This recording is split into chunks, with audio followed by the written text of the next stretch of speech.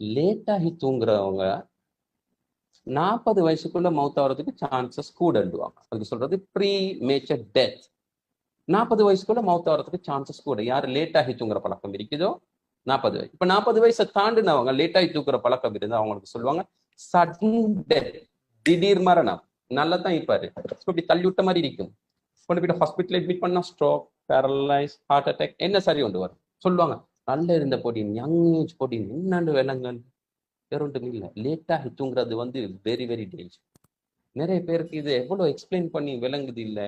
ஏதோ ஒரு கட்டத்துல அவங்க ஹாஸ்பிட்டலுக்கு போயிட்டு டாக்டரே சொன்ன போறதான் நேத்தோட தூங்குறாங்க. தாய்மார்களே, சகோதரர்களே, லேட்டாகி தூங்குறதுனால வரக்கூடிய உணர்வு ப்ராப்ளம் இருக்கு. 4 விஷயம் சொல்றேன் கேட்கும். தூங்குனா தூக்கம் வருது இல்லை, நிறைய பேருக்கு பிரச்சனை கேட்டா சொல்லுங்க சார் தூங்குனா தூக்கம் வருது இல்லை சார், தூங்குனா தூக்கம் வருது மனநோய்.